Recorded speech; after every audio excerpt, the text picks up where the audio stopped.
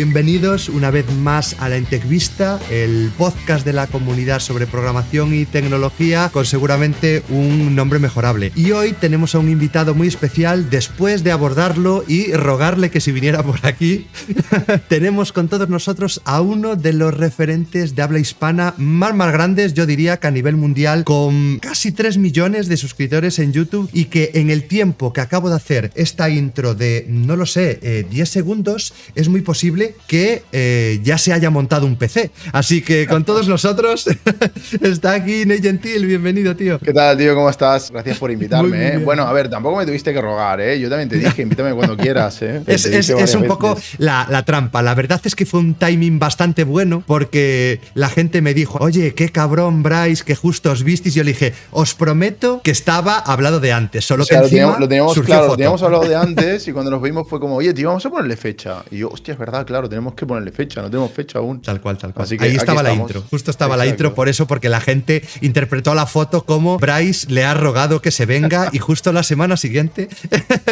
No, hombre, no, por aquí. de hecho yo te dije hace tiempo, oye, a ver cuándo me invitas a tus directos, tío. Pues lo dicho, de verdad, muchísimas gracias por pasarte por aquí. Me parece súper interesante, ya no solo por todo lo que has conseguido y un poco la referencia que tú marcas, sino que para quien no lo sepa, y ya nos lo contará Nate más adelante, pues Nate también es programador, porque igual lo veis muchas veces con todos esos cacharritos, pero hey, ojo, que aquí está todo pensado y tendremos que intentar a ver si le sacamos un poco el porqué de programación o después parte de hardware, ya hablaremos todo eso. Pero ahora sí, antes de empezar, bienvenido a la Entechvista. La Entechvista, pulgar arriba o pulgar abajo, porque me ha soltado mucho hate por ese nombre. A mí me gusta, tío, me parece bastante chulo. ¿Cómo que quién te ha soltado hate por este nombre? Sí, está de puta madre. He contado cosas peores en mi vida y he recibido menos hate que por poner únicamente el nombre al podcast. Así que esto saldrá en el titular. A Nate a mí me gusta el nombre de la parece que sí, a mí me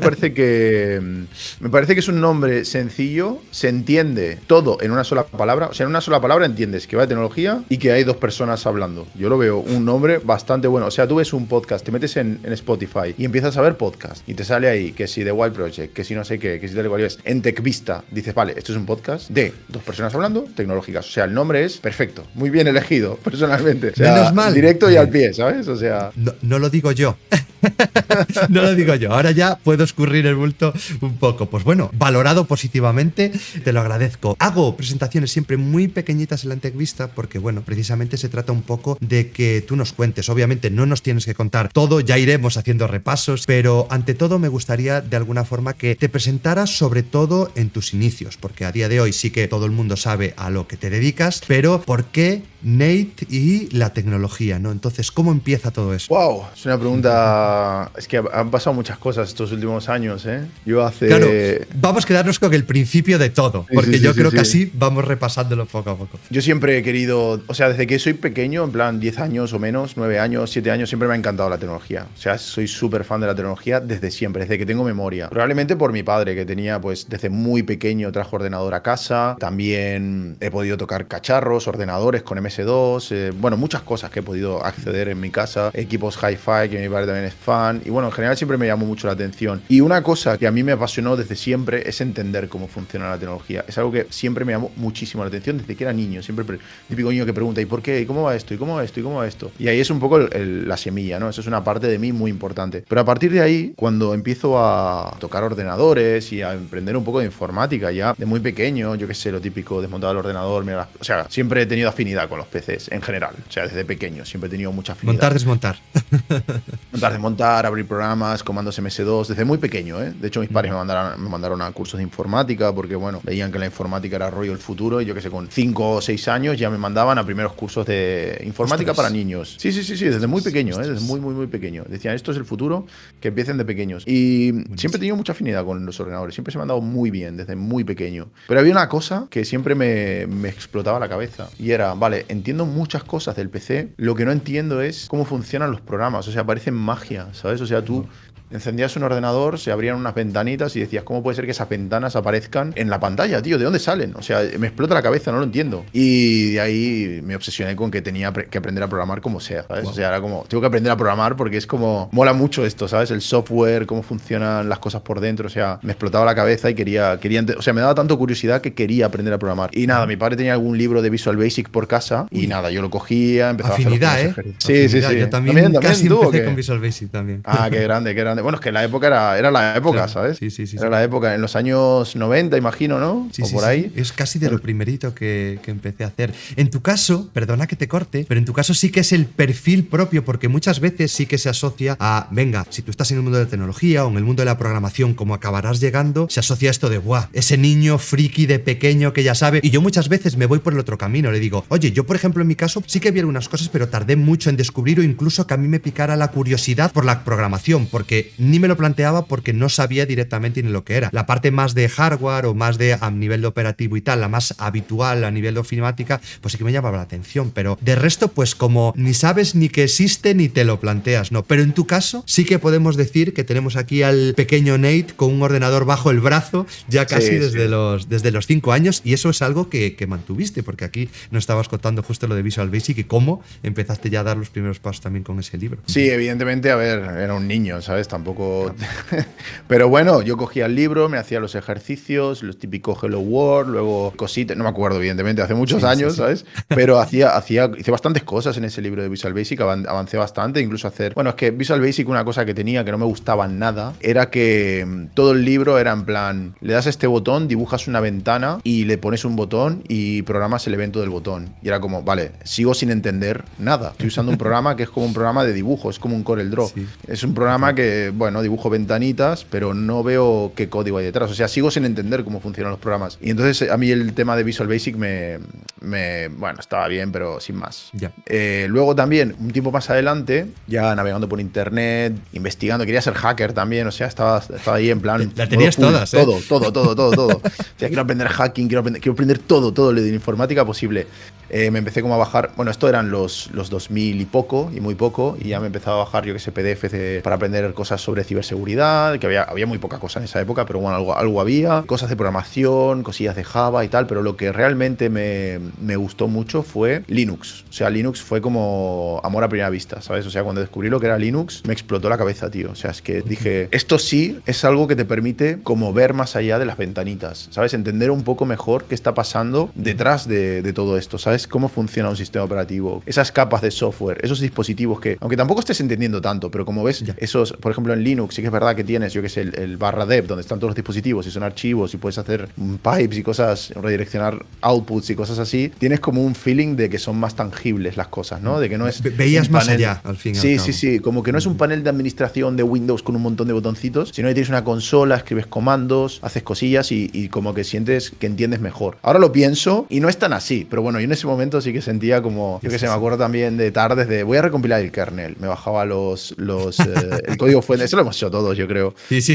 La época de Linux, hay gente que después sigue en él, pero bueno, mínimo unos meses, años de decir, no, yo soy full Linux y lo que voy a hacer es terminal y kernel para arriba y para abajo y probar distribuciones, la época de probar al año 50 distribuciones, bueno, yo creo que todos hemos tenido algún momento de nuestra vida. Total, tío, y aparte a mí me rayaba también el tema de que, bueno, cuando recién probé Linux por primera vez, probé Red Hat, que era ya la última Red Hat libre, la última que había ya, fue el último respiro antes de Fedora y todo esto, ¿sabes? Pero luego Red Hat se convirtió en Enterprise y ya dejó de ser gratuita, ¿sabes? Pero bueno, luego estaba CentOS, Fedora, etcétera. Pero la última Red Hat me la instalé. Digo, esto es igual que Windows, tampoco tiene mucha historia. Luego pasé a Mandriva o Mandrake, no me acuerdo si era Mandrake allá o sea, cosas muy viejas te estoy diciendo. Luego me pasé a Slackware, que Slackware era gozada pura, me encantaba, me olí súper, de hecho mi nick es Slack en todos lados, por Slackware. Sí, era súper fan de Slackware, súper hardcore. Y acabé en OpenBSD, que ese fue el punto más bajo que toqué en mi vida. O sea, te iba a decir, joder, camino hacia el pozo, ¿eh? El infierno, tío. Instalando paquetes con el ports, que hay, el sistema de Mac ports de hecho viene de BSD. Y claro, era como, buah, tío, siento el fondo del pozo, ¿sabes? Estoy sintiendo siento el poder, esos beats, porque siento el poder. yo creo que también nos venimos arriba con ese tipo de cosas, que es empezar a hacer, pues bueno, a trabajar en cosas que igual la gente normal, la gente con otras aficiones, pues no le llama la atención, y siempre hay el momento en el que dices, hostia, esto, cuidado, que igual soy casi un hacker, ¿no? Cuando estás muy lejos, pero casi te sientes así, y tú ibas ahí camino. ¿Llegaste a hacer algo de hacking, ¿no? Con todo esto, de alguna forma plantearte Linux, distribuciones que cada vez veo que igual hasta se iban a un más bajo a nivel? ¿Te lo llegaste así a plantear como de forma más seria? Bueno, con amigos, en esta época yo vivía en Italia, ¿vale? Yo viví en Italia unos 5 o 6 años, cuando era adolescente, ponle de los 11 a los 16, algo así, o de los 10 a los 16, viví en Italia, ¿vale? En Verona. Y cuando estaba allí, pues fue la época más Linux, hardcore, porque además vivía en la mitad del campo, no tenía nada que hacer, o sea, era como vivía en un pueblo en la mitad del campo y estaba todo el día ahí. Sí. Y ahí estuve haciendo cosillas, claro. Aprendí a hacer spoofing, algún ataque man in the middle, pero bueno, muy teórico, en una red LAN con algún amigo. Aprendimos también a inyectar paquetes a un access point para sacar la contraseña, que era muy fácil antes con las claves web de Wi-Fi. Sí, total. También inyecciones SQL, cositas por el estilo, pero bueno, muy casero todo, ¿sabes? Muy bueno, casero. Pero ya en adolescencia, ¿no? Que tampoco es lo más habitual, ¿no? Porque a esto quería llegar. Llegará tu época, digamos, más académica, pero de ahora estamos hablando de un adolescente que le llama muchísimo la atención y que estás como, de alguna forma, también intentando explorar todos los recovecos, ¿no? Y cada vez empezando sí. A bajar más. ¿En qué momento te planteas esto como, vale, entiendo que de alguna forma eso era un hobby, aunque fuera tu pasión también, pero llegará un momento que dices, venga, estoy estudiando, pero quizás esto puede ser también parte de mi estudio y parte de mi vida profesional, supongo que incluso en un futuro. ¿Eso se llega a dar? Sí, o sea, vale, último inciso, en esta época también estaba bastante metido en programación. Ahí fue cuando empecé a aprender Python y ahí sí que empecé a programar más bien. O sea, aprendí a programar de verdad, ¿sabes? Visual Basic era como, bueno, pero ahí ya entendí la orientación a objetos, ya hacía funciones, o sea, ya hice las cosas. O sea, aprendí a programar, digamos, ¿no? Bueno, evidentemente, no como hoy en día, pero bueno, ya entendía más la programación y esto más Linux, me hacía unas fiestas yo solo, ¿sabes? O sea, me hacía mis scripts, mis cosas, ¿vale? Entonces, para mí era un hobby, como tú dices, ¿sabes? Entonces, era como una cosa para pasarlo bien. No veía de ninguna manera que eso tuviese un valor para la sociedad, ¿sabes? O sea, en esa época yo como adolescente era como, bueno, pues esto es una fricada que hago yo en mi casa, pero no veo como esto tenga ninguna salida laboral posible, ¿sabes? Lo que los padres suelen pensar de sus hijos cuando los ven todo el día en el ordenador. Igual en tu caso no, porque al parecer ya estaban más concienciados y más enterados un poco, pero yo ahora lo llevo a mi campo y era, oye, niño, deja el ordenador, que eso no te va a dar de comer, ¿no? Contra exacto. todo pronóstico, después de muchos años podemos un poco echarlo en cara, decir, oye, sí, oye, mamá. Todo lo que decían, bueno, no todo lo que decían nuestros padres, pero muchas cosas que decían, al final hoy en día se han dado la vuelta. Porque bueno, esto son cosas generacionales también. Y luego, bueno, pues eso, cuando me dijeron, ¿qué quieres estudiar? ¿Sabes lo típico, no? De vas a elegir una carrera, vas a elegir un camino, un bachillerato, todo esto. Pues yo no sé, no sabía qué estudiar, tío. Yo estaba entre física, también psicología. De hecho, me apunté a psicología al final. Pero en un momento dije, podría estudiar informática. Pero fue como algo que me voló la cabeza. Fue como, ¿esto podría ser un trabajo realmente? Es como, era imposible. O sea, en mi mente de adolescente era como, esto no puede ser un trabajo porque es demasiado guay. Es demasiado divertido. ¿Cómo pueden pagar por esto? Exacto, ¿cómo te van a pagar por esto? No tiene sentido, ¿no? Esto es un hobby, esto es una cosa que haces el sábado por la noche en tu casa, ¿sabes? Para mí, en mi cabeza. Y nada, eso, que al final me metí a informática, efectivamente. Y cuando tuve mi primer trabajo de programador, que fue además cuando tenía... Es una historia también bastante curiosa, porque mi primer trabajo de programador lo tuve con 17 años. Me pagaban 400 euros por 8 horas y era como un contrato en prácticas, en formación, una cosa por el estilo. Alguna mangancha, ¿no? De estas buenas. Sí, o sea, es un empresario que dijo, hostia, este chaval parece que va a salir muy barato. Aunque de vez en cuando saque una línea de código útil, ya me sirve. Ya por me lo que vale, cuesta, ya me me sirve. da cuenta. Y si arregla la impresora también, perfecto, ¿sabes? Hostia. Entonces entré ahí y estuve trabajando en la típica aplicación de gestión de empresas, ¿sabes? Lo típico de un programa de gestión de estos que hoy en día son un RP típico de una pyme, que antes, pero entonces no había ya tantas... trabajando, incluso cuando ya estabas estudiando, o ¿cómo fue eso? Porque empezaste a estudiar informática, pero también decías que es eso, con 17 años, Sí. ya empecé muy pronto, Sí. es decir, empezaste ya porque... a saborear el sector. Sí, porque es que para mí, o sea, yo tenía muy claro, o sea, fuera coña, yo tenía muy claro que yo quería ser programador, quería ser un programador muy bueno, era mi sueño de mi vida, o sea, era como, he descubierto la informática, me he metido adentro, he descubierto Linux, la programación, el ciberseguridad, etcétera, etcétera. Lo que más me mola de todo es la programación con diferencia, quiero como ser el mejor en esto, quiero llegar muy lejos y voy a ponerme, o sea, me molaba muchísimo estar en mi casa haciendo mis webs, mis cosas, aprendí PHP también, aprendí Java y me gustaba muchísimo, entonces, bueno, pues en un momento mi padre me presentó a un amigo suyo que estaba buscando a alguien que le ayude con programación y bueno, y me dijo, pues mira, este chaval sabe cosas, barato, para adentro, ¿sabes? O sea, le pagamos lo mínimo y lo mínimo que permita la ley en ese momento y que vaya haciendo, que aunque tarde mucho, da igual, ¿sabes? Y bueno, yo hacía cosas, o sea, la verdad que sorprendentemente saqué bastante trabajo para tal y me permitió aprender muchísimo, ver lo que es una empresa y bueno, yo en esa época también estaba estudiando, pero en un momento dejé los estudios porque, bueno, rebeldía, ¿sabes? Rebeldía adolescente, pues dejé de estudiar directamente y luego años más tarde sí que volví a empezar la carrera y tal, pero nunca la terminé. O sea, la carrera al final nunca la terminé, ¿sabes? Ya digamos que tiré por la parte de laboral, digamos. O sea, en base a mi experiencia de esa empresa salté a otra y fui muy autodidacta siempre, ¿sabes? Es que es algo que me estaba llamando mucho la atención, porque sí que es cierto que una vez quizás empiezas a estudiar o por lo menos ya entras un poco más en esa dinámica, sí que se van presentando pues todas las oportunidades de las que tú hablas, de empiezas a descubrir nuevas cosas, es decir, la época de Linux de la que tú hablas o la época de programar, ¿cuándo se suele dar? Pues mira, empiezas a estudiar programación o algo relacionado, te empiezas a mover así en un círculo y empieza a aparecer, pero es que en tu caso ya venías un poco con ello ya, vamos a decir, sabido, ¿no? Y, joder, me llama muchísimo la atención que tú sí que fueras un autodidacta puro y duro, porque hoy en día hablamos de autodidactismos, ¿no? Pero en cierto modo la información es muchísimo más. ¿Cómo ves ese cambio que tenemos a día de hoy de cara a la información, de cara a que eso que de alguna manera tú tuviste que, mira, pues una parte gracias a tus padres, que había, que si algún libro en casa, que si, pero un poco empujado también por ti, en cierto modo, ¿no? Desde tu propio interés o tus propias ganas de aprender. ¿Cómo crees que ha cambiado todo eso a día de hoy? ¿La gente de alguna forma ya tiene acceso a todo eso mucho antes y de una manera un poco más curada? ¿O sigue existiendo ese espíritu rebelde? A ver, yo he conocido muchos chicos como yo. Ahora que hago YouTube y tengo una comunidad y conozco mucha gente, he conocido muchos chicos como yo realmente que se interesan por cosas de pequeños y yo que sé, he conocido chavales súper jóvenes con menos de 18 años que están fabricando baterías en su casa para vehículos eléctricos. He conocido chavales que con Arduino hacen locuras, pero locuras, ¿eh? O sea, hay mucha gente así, ¿sabes? Que desde pequeño como que lo tienen muy claro, se apasionan por algo y mola mucho porque lo viven. Y hoy en día es un poco lo que tú dices. Pero yo creo que también antes, o sea, antes,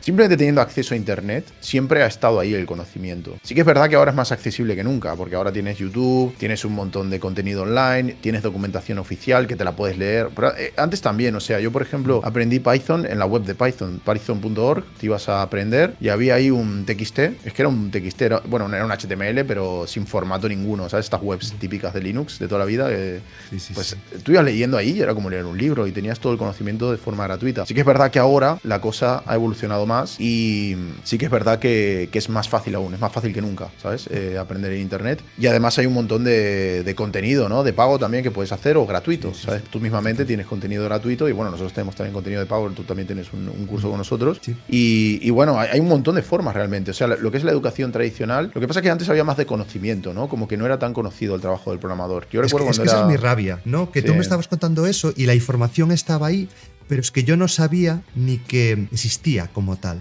¿no? Es de esto de que si nadie me llega y me dice, oye, Bryce, y esto de la programación, y esto tal, como que por mi círculo, precisamente donde yo me movía, porque yo creo que eso también un poco acaba influyendo, pues nunca se me acabó planteando eso. Entonces, yo muchas veces, es una rabia, como que dice, a día de hoy ya ha pasado esa frustración, ¿no? Pero al principio cuando te metes dices, ostras, con las horas que yo eché en otras mierdas, ¿no? Que le podía haber dedicado a otras cosas y que tampoco tenías claro. Entonces, de verdad, me alegra mucho que en tu caso sí sí que fuera así, ¿no? Que tuvieras esa oportunidad y que tú mismo te fueras capaz de encontrar esos recursos y ya desde pequeño pues poder meterte en todo esto. Sí, bueno, pero bueno, al final ahora me dedico a otra cosa. Bueno, también programo, ¿eh? Programo bastante. Hablaremos de eso. Sí. Pues sí, tío, yo creo que ha cambiado mucho la cosa. Yo lo que te decía, cuando yo programaba, cuando empecé yo a programar, que era una cosa que casi nadie conocía y tenía a lo mejor amigos que en ese momento era como, esto me da igual, no me interesa, no sé qué, tal y cual. Lo que pasa que ahora como que hay mucho trabajo de esto y la gente se ha interesado mucho en este sector, sobre todo por el tema laboral, ¿no? Hay una oportunidad laboral de esto, puedo trabajar de esto, y también muchas veces el interés viene por aquí, ¿no? Hay muchas oportunidades en el mercado. Hay mucho trabajo. También es totalmente válido, ¿eh? Perfectamente válido, ¿sabes? Es un motivo muy válido para estudiar eso y pues al haber tanta oportunidad en el mercado y hacerse más popular y todo esto, pues evidentemente mucha más gente se interesó. De hecho, muchos de mis amigos que yo tenía en aquel momento ahora son programadores, ¿sabes? Los que te decían, hey, tío, deja de friquear, ¿no? Y vente con nosotros. Sí, totalmente, ¿eh? Qué bueno. Me gustó el repaso cómo empezaste en empresas y me gustaría seguir un poquito de ello y tú mismo, spoiler conocido por todos, que es que a día de hoy 100% no te dedicas a programar, no es una persona que se dedique como tal a desarrollar software, que era tu pasión, ¿no? Sí. Empezaste en una empresa, empezaste con 17 añitos. ¿Y cómo fue ese paso por la vida laboral, digamos, más habitual, ¿no? Antes de quizás ya plantearte lo de, venga, vamos a empezar a crear contenido o a ver hasta dónde llegamos con eso, pero sobre todo la parte más centrada en la programación, más oficial, ¿no? Que es ir de empresa en empresa desarrollando, y cuáles son tus sentimientos en ese momento de tu vida. Vale, te cuento un poco mi historia dentro del mundo, dentro de mi trayectoria profesional, que yo creo que es guay también, está divertida. Mira, yo empecé en esa empresa. En esa empresa programábamos en Visual Basic, ¿vale? Era una aplicación que conectaba con unas bases de datos de Access. Access es un software que se puede usar para crear bases de datos. En plan, viene en el paquete de Office. Es como el primer paso en la programación de la historia, ¿no? De la ofimática. Entonces, a partir de ahí, tú puedes, si quieres, puedes montarte algo por encima, que es una aplicación en Visual Basic usando esas bases de datos, que es un horror. Es un horror porque van fatal, ¿vale? Van súper lentas, el rendimiento es pésimo, pero bueno, esa posibilidad existía. Entonces, yo cuando entré en esa empresa, la aplicación que tenían era básicamente un Visual Basic por encima de un Access, sin más. En un momento yo propuse, mira, estoy en mi casa aprendiendo PHP, MySQL y HTML y JavaScript, típico, ¿sabes? O sea, el típico LAMP, digamos, un poco. Vamos a probar esto, a ver qué tal. Y nada, hicimos ahí un HTML, hicimos unas queries, típico código spaghetti, ¿sabes? De PHP, ahí estábamos en 2007 o por ahí, ¿vale? Yo evidentemente no era un desarrollador. Como eran las cosas, y siguen siendo, ¿no? Sí. Y bueno, era pues eso, mi primer trabajo, y bueno, con un poco de código spaghetti y tal, hice un CMS para la empresa primero, luego empezamos a hacer también la parte de facturas, de poco a poco, pues crear un poco este software corporativo. Luego vino la crisis de 2008, que fue cuando todas las empresas de ingeniería, construcción, todo esto se fueron un poco a pique, y la empresa pues le empezó a ir terriblemente mal, dejó de pagar a los empleados. Yo estuve como 5 meses sin cobrar, ¿sabes? Una cosa así, y un día le dije a mi jefe, mira, me voy, es que necesito, el dinero es un factor que quieras o no lo necesito, ¿sabes? Porque, bueno, mis padres también necesitan dinero y, bueno, pues no soy un chaval, vivo con mis padres, me da igual, pero, oye, necesito que me pagues, ¿sabes? Entonces me fui de ahí. Me quedaron a deber dinero, todavía no lo he cobrado. Y a partir de ahí, pues empecé a buscar trabajo y pasé a otra cosa que no tenía nada que ver. Cogí un trabajo, el primero que me salió, en una empresa en gas natural. En gas natural de técnico informático. Era técnico informático de gas natural. Y nada, pues eso era lo típico, impresoras, ordenadores que no más iban, soporte, ¿no? móviles que soporte. Y nada, mientras hacía eso, bueno, dejé todos los estudios y me puse en plan, no quiero estudiar, ¿sabes? Una época así un poco tal. Y después de un año ahí dije, no sé qué estoy haciendo con mi vida, o sea, estoy dejando atrás lo que realmente quiero hacer, o sea, estoy haciendo un trabajo que me parece, no me apetece hacer, y voy a ver si puedo volver al mundo del desarrollo. Aquí hubo una decisión muy interesante, tío, que tomé, que me siento muy orgulloso de haberla tomado, ¿eh? Me hice freelance, pero era un desastre, tío, o sea, no vendía nada, lo típico, Fools, Friends and Family, tampoco, no sé, no conseguía vender, simplemente era muy joven, me veía muy inexperto, tampoco, bueno, hice 5 o 6 webs, ponle, pero poco más, y muy baratas, lo típico, que eres muy joven y dices, valoro cero mi tiempo, o sea, cero, y nada, trabajar muchas horas, cobrar muy barato. Y la decisión que sí tomé en un momento fue, vale, yo empecé con PHP, JavaScript, HTML, MySQL y todo esto, porque la web está muy de moda. Muchas o sea, ahora se está creando mucho, en ese momento estaba creciendo mucho el tema de web apps, incluso las empresas empezaban a tener web apps, ya no existía tanto el concepto de tirar por una aplicación tradicional, Java Sí, de estaba escritorio y tal. bajando, exacto.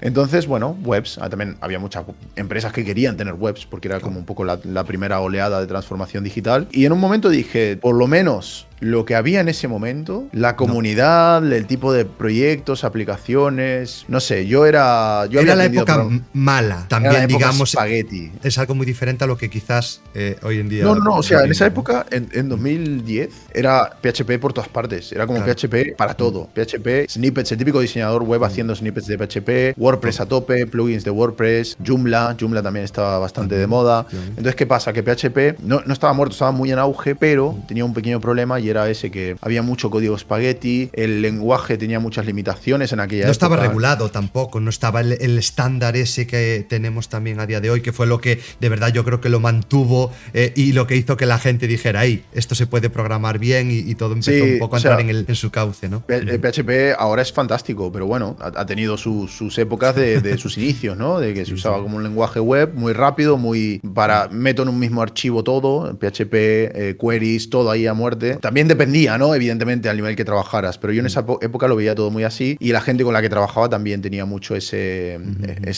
rollo, ¿sabes? Sí. Código espagueti y tal, también era por mi entorno y todo eso, ¿no? No digo que todos lo hicieran de esa manera, pero bueno, era un poco lo que yo me encontraba. Entonces, en un momento dije, tío, pero yo cuando estudié Python en su momento, había orientación a objetos, había un montón de cosas súper chulas que me gustaban muchísimo, el lenguaje era más limpio, me gustaba mucho, era un lenguaje que siempre me gustó muchísimo Python, desde que lo aprendí, siempre he estado haciendo mis cosillas en casa y tal, pero lo había como abandonado por el tema del mercado laboral, de que claro, si lo que hace la gente es PHP, pues es lo que hay, tío, no hay otra cosa. No me queda otra que hacer PHP y bueno, parece que esto tira. Pero ¿qué pasaría, me preguntaba yo en 2010, si hiciese lo que hago pero en Python? ¿Es esto siquiera posible? ¿Existe esta posibilidad? Un buen Django quizás o algo así. Ahí estamos, tío, ahí estamos. Ahí es cuando abrí Google, empecé, bueno, DuckDuckGo creo que usaba en esa época, que me negaba a usar Google, creo, estaba loquísimo. Y nada, estaba ahí en DuckDuckGo buscando cómo podía hacer cosas webs con Python y tal, y buscando entre una cosa, la otra, Flask, no sé qué. De repente me aparece Django, The Framework for Perfectionists with a Deadline, creo que es el tagline del framework. Leí eso y dije, ese soy yo. Y bueno, empecé a hacer el tutorial y no sé, me quedé alucinado. Dije, esto es exactamente lo que yo estaba buscando. Exactamente lo que yo estaba buscando. Un framework bien hecho, con una buena estructura. Recuerdo que en esa época, por ejemplo, en PHP tenías Cake PHP, que era, con todo el respeto, un pastel, sobre todo en aquella época, literalmente. O sea, las primeras versiones de Cake eran un pastel, tío. Eso era código espagueti a muerte. Pero Django era otra cosa. Django era pitónico. Era un framework, como tal. Framework. Ese sí que era un framework. Entonces, claro, yo me enamoré de Django y dije, bueno, pues voy a aprenderlo. Lo aprendí, me gustó muchísimo. O sea, de verdad que generar el admin súper rápido. Bueno, todo lo que era Django. Y nada, yo estaba motivadísimo. Y digo, bueno, pues voy a hacer una cosa. Como soy freelance, cuando alguien me pida una web, voy a hacerla con Django. Fue un error muy grave para la gente que me contrató. O sea, para mí no, para mí fue fantástico. Pero para la gente que me contrató, era como, tío, pero esto en WordPress se tarda 2 semanas. Llevas 2 meses. ¿Qué estás haciendo? Y yo, no, ya verás, está súper guapo porque te puedo hacer esto, lo otro. E hice proyectos bastante chulos con Django para distintas empresas que me pidieron, bueno, pequeñas empresas que me pedían, mira, quiero una web, recuerdo que una me pidió, quiero tener todo un catálogo de productos y luego también que haya como una intranet, que el comercial le pueda dar un botón y le genere un PDF en base a la información. Y todo esto con Django era súper guay, lo podías hacer súper bien y me encantaba. O sea, la verdad que me enamoré. O sea, es que me enamoré de Django. Era todo lo que yo quería. Y era Python, que me gustaba mucho, ¿sabes? Era fantástico. Entonces, y pasaste por la época buena del programador que tiene que hacer todo desde cero, ¿no? Que eso también yo creo que es una buena fase que todos pasamos, que decimos, WordPress, si esto lo puedo hacer yo desde cero y va a quedar mejor, ¿qué importa el tiempo, no? Tú lo decías también un poco con el propio claim del propio framework. Y eso también está bien, porque también aprendes mucho. Claro, aprendí muchísimo, sobre todo sobre web. Y luego, por ejemplo, también me hice, en una época así de, soy el empresario del año, voy a hacer el plan de negocio del siglo. Me hice mi propio WordPress, mira las comillas, me hice mi propio WordPress en Django, ¿vale? Con un gestor de contenido, sin más, ¿vale? CMS, y bueno, y con eso vendía webs, que las vendía súper baratas. No me acuerdo por cuánto, pero súper baratas. Y yo te las montaba con el CMS de Django. Incluso te daba una interfaz para que te lo puedas manejar tú. En esa época, ya te digo, no había tanto WordPress, estaba más Joomla y se estaba empezando a tirar mucho de WordPress, que WordPress comparado con Joomla era una maravilla. O sea, era como el día y la noche, ¿eh? Joomla era asqueroso. Sí, yo lo tuve también. Tuve mi época incluso también de freelancing, haciendo webs, lo típico, y tiré mucho de CMS, de esto de que, oye, si lo voy a cobrar barato, pues tampoco voy a ser yo aquí. A mí ya me pilló más mayor, ¿no? Y ya dije, no voy a ser yo aquí el que, ya que no me quieren pagar, les regale encima mi tiempo y mi software. Entonces sí que tiré mucho por CMS y es eso. Al final, yo creo que todo el mundo tuvo la época de explorar otras opciones y después, incluso a nivel de tiendas, que si estaba Magento por ahí, que si PrestaShop también. Y después incluso yo volví y decía, pero si esto está WooCommerce con WordPress y lo hace todo perfecto y sobra y no sé qué, ¿no? Entonces, bueno, esa la época de explorar. Totalmente. Además iban saliendo cosas bastante a menudo, algunas iban mejorando bastante rápido. Y luego yo estaba haciendo webs con Django. O sea, una cosa que era como matar moscas con un cañón de... Vamos, o sea, no tenía sentido. Pero bueno, para mí me servía mucho para aprender. Y recuerdo que también podía hacer cosas que con WordPress no te hacían. Porque no te las hacían. Porque normalmente la gente que hacía WordPress era gente que te picaba un plugin. Bueno, había de todo, ¿vale? No voy a tampoco a... Pero normalmente cogías un diseñador web que te hacía 4 cosas con WordPress. Y esto a mí me permitía hacer muchas cosas custom. Y eso sí que se agradecía un montón. Lo que pasa que, claro, recuerdo un proyecto que la persona que me lo contrató, que era diseñadora, yo en un momento le dije, mira, no puedo seguir con este proyecto porque tengo otro y no tengo tiempo de ayudarte más. Y me dice, pero tío, ¿esto qué has hecho tú? ¿Y ahora? ¿Yo qué hago? ¿Qué hago con esto? ¿Quién me mantiene esto? Exacto. ¿A quién cojones le doy esto, tío, que has hecho? O sea, yo no sé si en España alguien hace esto, ¿sabes? O sea, si me lo hubieses hecho en WordPress, en Joomla, yo ahora mismo me meto aquí en cualquier página web y encuentro 200 tíos en Barcelona que te lo hagan. Django no había nadie, tío, era como una cosa súper marginal. Malos tiempos de Python. Claro, era una cosa súper marginal era como OpenBSD en esa época, ¿sabes? Era como algo muy marginal. Y claro, en ese momento yo dije, vale, ya está, esto de freelance me estoy consumiendo, o sea, trabajo muchísimo, gano nada porque valoro muy poco mi tiempo y no estoy consiguiendo ganar dinero. Así que voy a buscar un trabajo, me he cansado, voy a buscar un trabajo.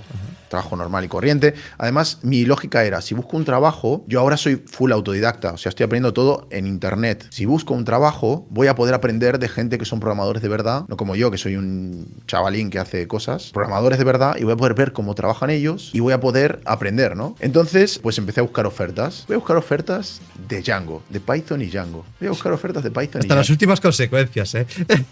No, ojo. Resultó que mi idea de meterme en eso fue increíblemente buena, tío. ¿Sabes por qué? Porque resulta que de la misma forma que yo creía que Python y Django eran muy guays, mucha gente a nivel corporativo que llevaba muchos años trabajando con PHP y tenía un código muy antiguo, Spaghetti, que lo llevaba manteniendo muchos años, decía, vale, vamos a empezar de cero. ¿Qué hay ahora que esté guay? Bueno, pues mira, está esto de Django, que hay proyectos como Instagram, Pinterest, que empiezan a nacer con este framework y esto pinta muy bien, tío. Entonces ponían una oferta en InfoJobs y era, a ver si aparece alguien. Claro, y ahí aplicaba yo, ¿sabes? Y aparecía yo. Claro, y veías ofertas de PHP que había 300 personas, WordPress, 400 personas. PHP había 1000 ofertas y 1000 personas apuntadas. Django y Python, había 1, 2 ofertas, 4 inscritos. Este es el dato interesante. Este dato es y muy yo creo clave, que sigue aplicando a día de hoy, porque muchas veces tenemos el miedo de subirnos al carro y decir, joder, ¿qué aprendo hoy? Pues hay que aprender JavaScript, hay que aprender React, pero después también sí que es cierto que a nivel de ofertas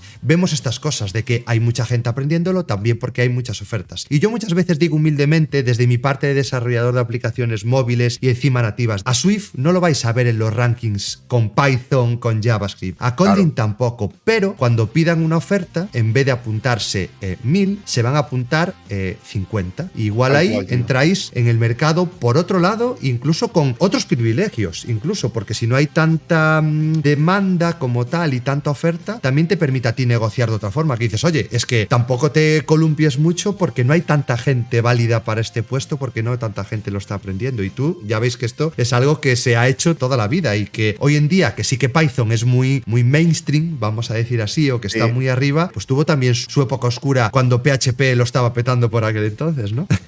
Claro, Python era un lenguaje que se usaba para hacer scripts en servidores Linux, para hacer scripts, algún software había cosas realmente, pero no era software de red, había un framework framework que se llama Twisted, que se usaba mucho para yo qué sé, para aplicaciones, por ejemplo, de zip o cosas así. O sea, había cosas en el mundo open source, sobre todo, que eran software hecho en Python, pero no era lo que es ahora ni de lejos. Front y back, el núcleo duro del desarrollo mundial, Python aún no se movía por ahí mucho. No, para nada, era pequeño. Entonces, nada, yo no lo hice a propósito, o sea, simplemente lo hice porque no me gustaba. Como persona que había aprendido programación en su momento y me había gustado mucho todo el tema de la orientación a objetos, había pasado tiempo pues haciendo mis cositas en casa. Cuando veía ese código PHP decía, esto no mola nada. Y buscando algo mejor encontré esto. De forma inocente me metí en un marrón haciendo eso para clientes que no tocaba. Pero eso me permitió luego acceder a trabajos que había muy poca gente. Y ya te digo, yo era un niñato, o sea, tenía 20 y pocos años y había dejado los estudios, no hacía nada. Solo estaba intentando como ser programador freelance. Y claro, era una apuesta rara para las empresas. Iba ahí, me hacían la prueba técnica, era como, bueno, pues sabe, el perfil no, pero tampoco hay muchas más opciones, es muy joven y tal, pero parece que controla, así que vamos para adentro. Y lo mismo, también, eso es otro tema importante, ese primer trabajo que conseguí después de ser freelance como programador web, ¿vale? Porque cuando entré tenían todo el proyecto en Cake PHP y querían migrarlo a Django, ¿vale? O sea, yo me comí tarta durante unos cuantos meses ahí, ¿eh? No fue entrar y hacer Python. Qué buena época esas migraciones. Entonces ahí yo luego hice un poco la nueva aplicación, mientras el otro desarrollador mantenía la de Cake, etcétera, ¿sabes? Pero sí que es verdad que en ese trabajo también, vamos a decirlo todo, me cogieron a mí porque el presupuesto que tenían era bajo. Yo era un chaval que tenía poca experiencia. La prueba técnica la pasé, pero aún así no era un tío que tenía ni la carrera, ni tenía muchos estudios, o sea, tenía un par de años de experiencia o 3 haciendo cosas de programación y tal. Apostaron por mí, pero cobraba muy poco, ¿vale? Bueno, el aprovecharse es que es un poco más de lo mismo, ¿no? Que muchas veces y ni tú seguramente tendrías la conciencia de, incluso valiendo más de lo que igual tú te valorabas, vamos a decir, tampoco sabes muy bien a veces hasta dónde llega para mí eso ya era el alcance. Dinero. Para mí eso ya era bastante dinero. Pero claro, una reflexión que yo hago siempre es, yo en ese momento no era un gran candidato, era muy joven, no tenía mucha experiencia. Sí que es verdad que me gustaba muchísimo la programación y la informática y era muy autodidacta, pero no era un tío top. Y claro, hay veces que vas a tener que, cuando empiezas sobre todo, vas a tener que pasar por trabajos de empresas que dicen, no estoy dispuesto a pagar tanto, pero acepto un perfil menos experto y tú a lo mejor no vas, o sea, tienes que rebajar tus expectativas para pasar por ahí y a cambio de ese dinero que estás cobrando menos de lo que realmente esperarías, estás obteniendo algo que ellos te están dando a cambio, que es esa formación y esa experiencia. O sea, es una cosa que creo que hay que tener en cuenta, sobre todo a la gente que está empezando en el mercado laboral, de, ok, aunque cobre poco en mis primeros trabajos, está bien buscar y ver opciones, pero no tiene por qué ser malo, porque me están pagando de otra manera, que es una inversión a largo plazo. Esa por lo menos es mi manera de pensar. Sí, y entras en la rueda, que yo creo que es importante, que a veces esa primera oportunidad es la más difícil, pues porque cada persona viene con un background, con una situación, has estudiado más, menos, tienes más forma de probar tus estudios, menos, pero claro, una vez entras, yo creo que ahí ya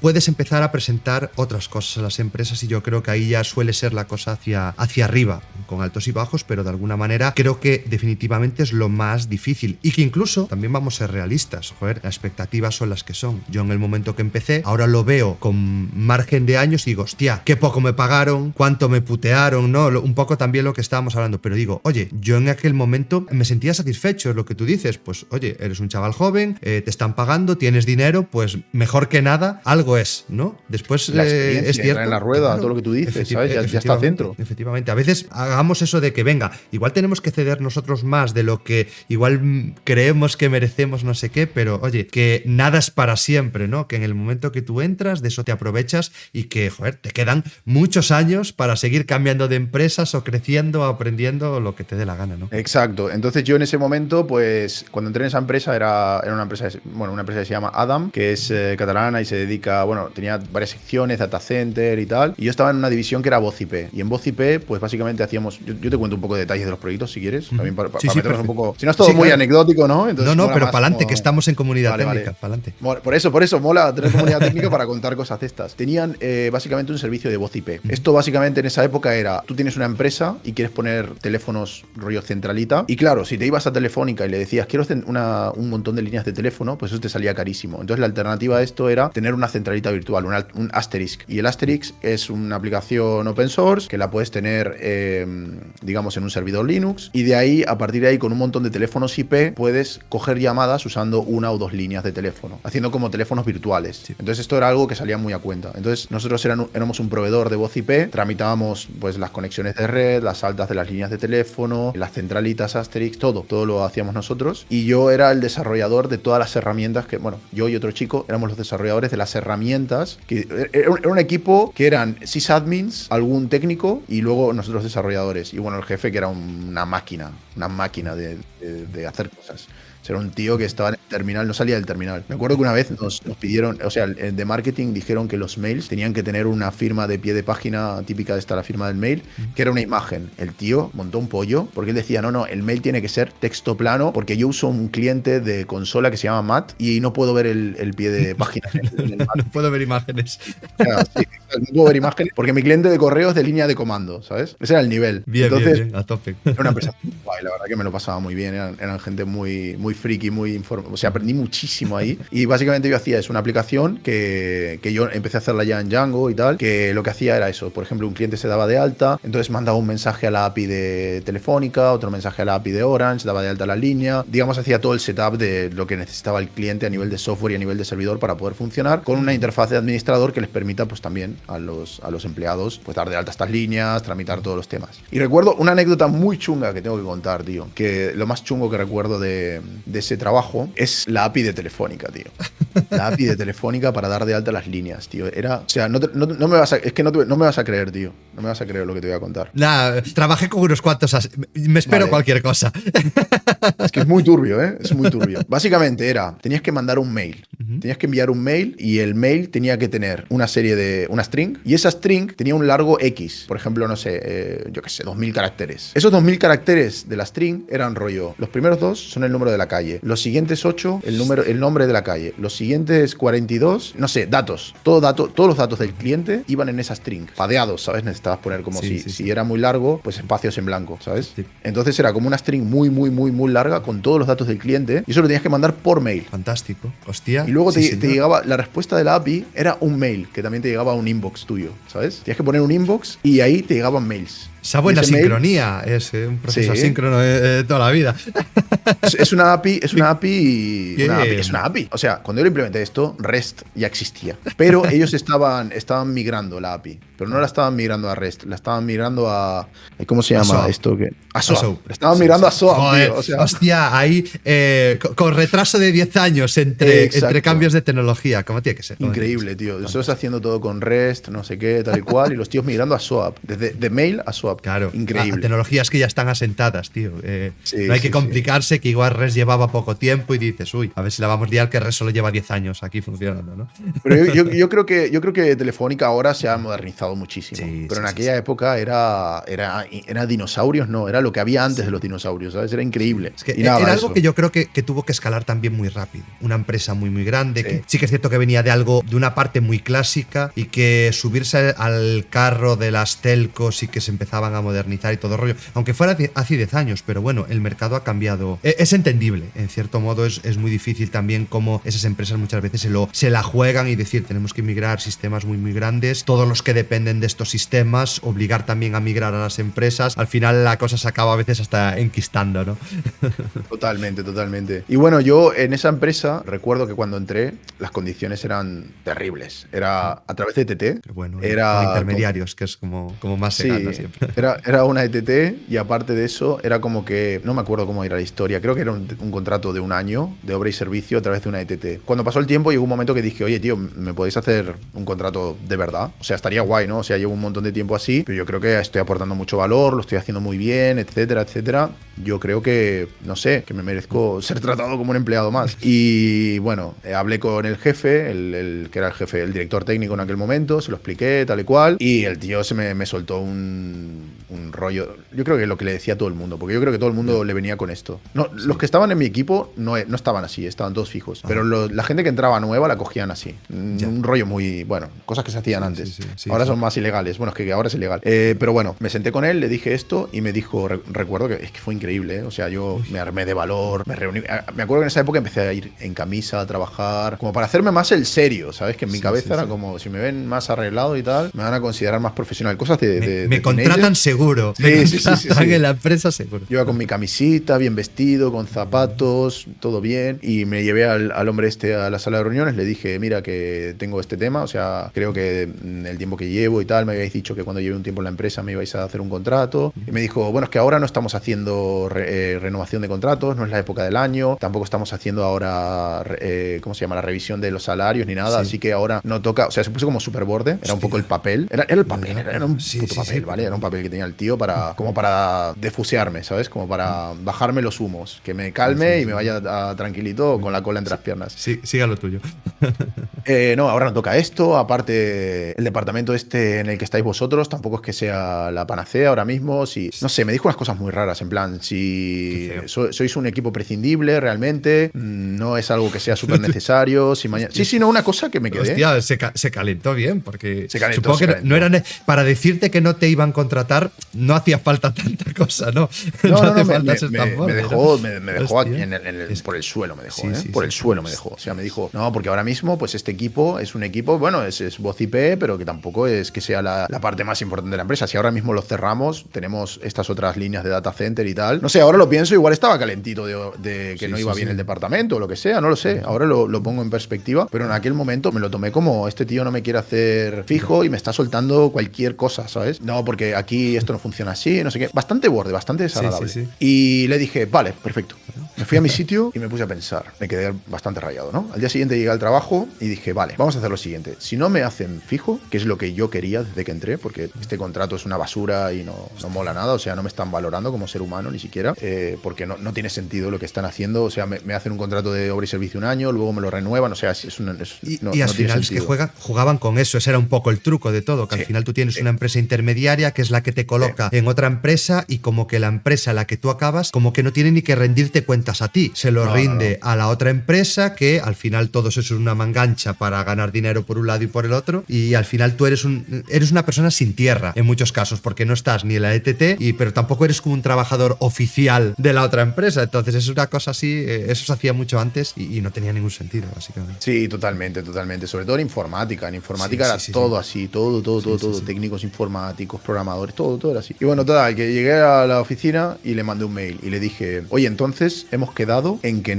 esto no va a ocurrir, ¿no? No me vas a hacer esto, no sé qué, tal y cual. Quedamos en esto, ¿no? Y el tío me contestó, así es. Claro que sí. Infojobs, actualizar currículum, me actualizo todo, me pongo al día y empiezo a buscar trabajo. Calladito, ¿eh? No digo nada. Bueno, esto yo creo que esto lo hace mucha gente. Sí.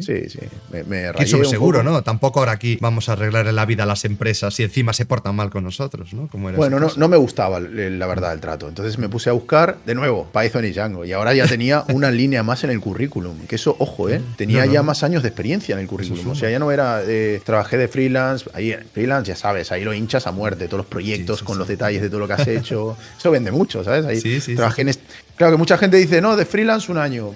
Yo pondría los proyectos. Mete portafolio, que el portafolio gusta. Claro, explica los proyectos. Di, mira, aquí toqué algo de, no sé, aquí tuve que hacer una API. Ponlo, tú ponlo. Que la gente diga, API, no sé qué, interesante. O sea, tú véndete, ¿sabes? Es lo importante. Yo lo vendí muy bien. El trabajo que hacía también expliqué lo que había tocado, APIs, no sé qué, la plataforma con más de 200.000 usuarios mensuales. O sea, todos los datos reales, pero bien vendidos. Entonces empecé a buscar trabajo de Python y Django. Y en cuestión de una semana, porque de nuevo encontré otra oferta de trabajo que tenía 5 inscritos, no había nadie que hiciera eso, y nada, me llamaron y, o sea, te juro, tuve la entrevista de trabajo más alucinante que tuve en mi vida entera, tío. Para bien, ¿eh? Para bien. Sí. Para bueno, bien, ¿eh? Era hora de que viniera algo bueno después del tipo este, ¿no? Sí.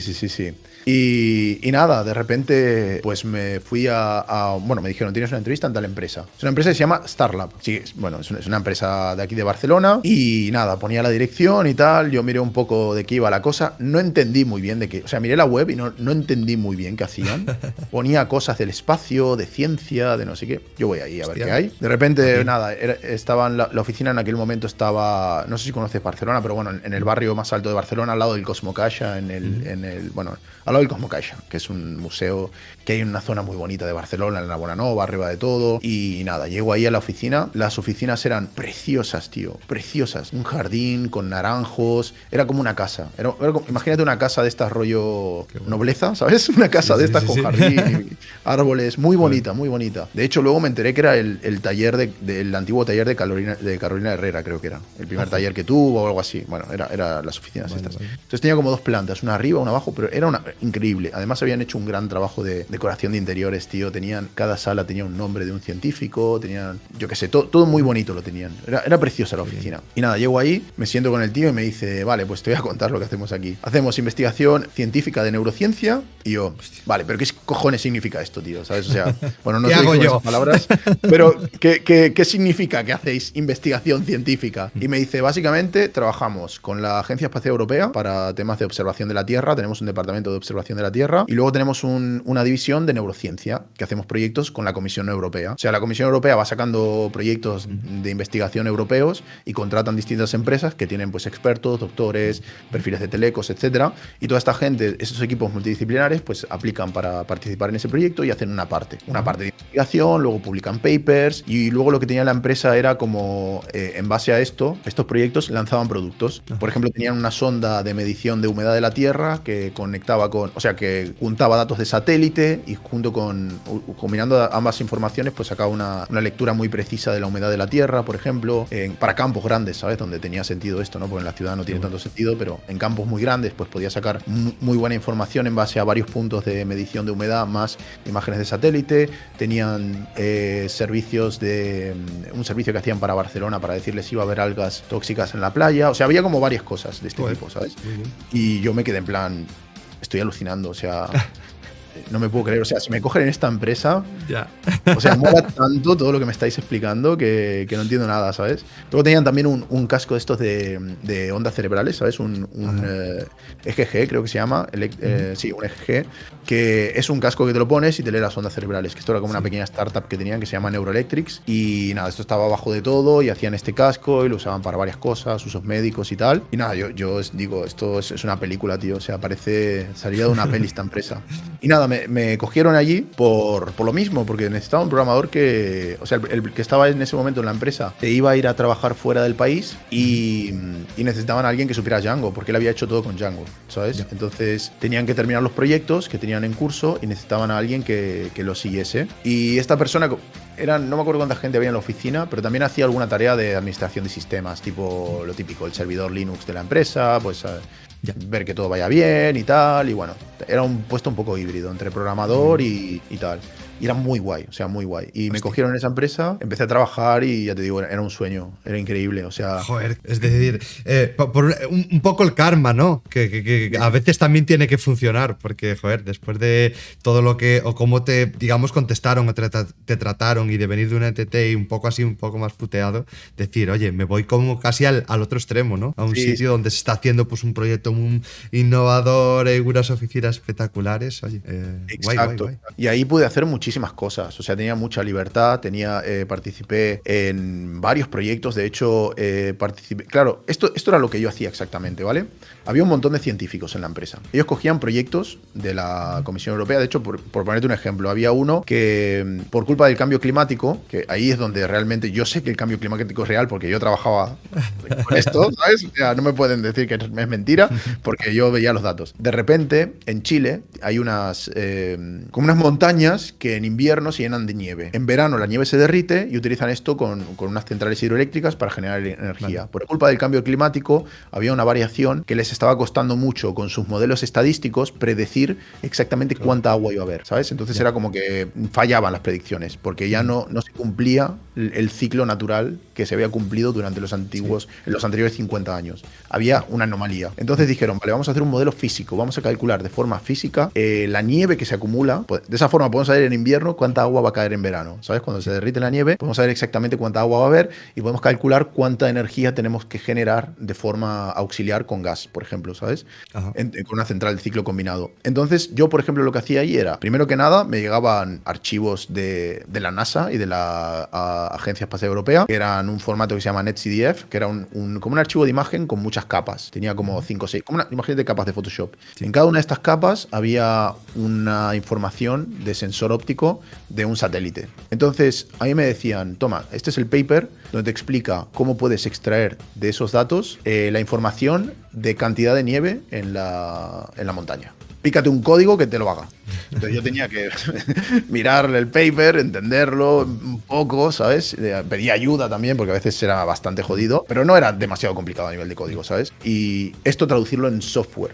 Porque, ¿qué pasa? Los científicos eran buenos haciendo ciencia, usaban mucho MATLAB, usaban mucho R, usaban Python también, pero no eran programadores. El código que hacían era código de científico, que es más parte de data también más inicial, ¿no? De que sí, muy bien pero a nivel cálculo igual muchas veces, o a nivel de entender la propia idiosincrasia de esos datos, pero bueno, por eso los equipos multidisciplinarios y por eso hace falta todo el mundo, al fin y al cabo. Exacto. Entonces, claro, ellos te venían con un script que habían hecho y las variables se llamaban A, B, C, D, E. El código eran una función, bueno, no había ni funciones, era todo en plan secuencial. Alguno hacía funciones de 1000 líneas, pero claro, es que no era su trabajo, no eran desarrolladores, eran científicos y hacían eso pues para hacer cálculos en el ordenador, era su herramienta. Usaban lo típico Matplotlib, usaban Pandas, usaban todas estas librerías, usaban MATLAB, o sea, usaban herramientas. Y mi trabajo era construir una solución de software basada en todos estos snippets y estas cosas. Entonces tenía que coger eso, crear librerías, hablar con APIs, descargarme cosas del FTP de la NASA, hacer una interfaz web donde se pueda darle un botón, correr toda la cadena, implementar un modelo, un software que permita correr un modelo. O sea, era como crear la aplicación.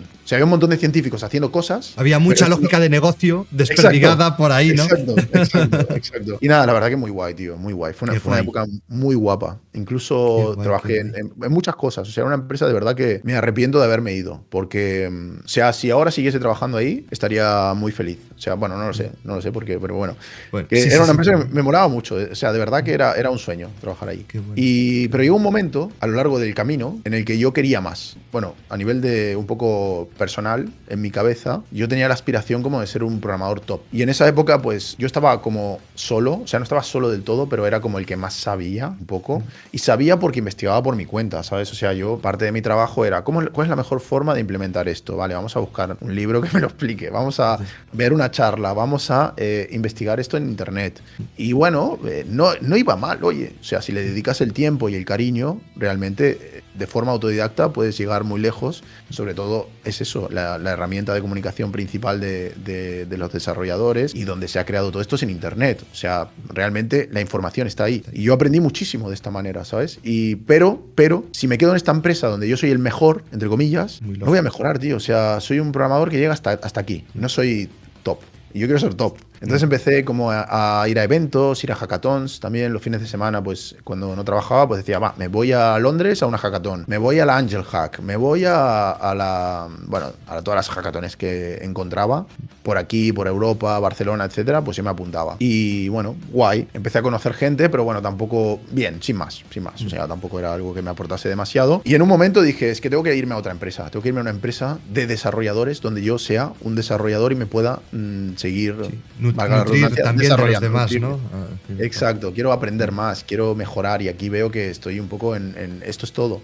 Y recuerdo una cosa que me dijo mi jefa cuando me fui de la empresa. Porque, bueno, no querían que me fuera porque, bueno, lo hacía bien, ellos estaban contentos y tal. Y, bueno, y recuerdo que mi jefa, cuando me habló para, entre comillas, convencerme de que me quede, me dijo, tú piensa lo siguiente. Cuando tú estés en una empresa donde trabajan muchos programadores y entres en un sector donde el negocio principal es la programación, vas a tener muchísima competencia y, bueno, vas a estar ahí.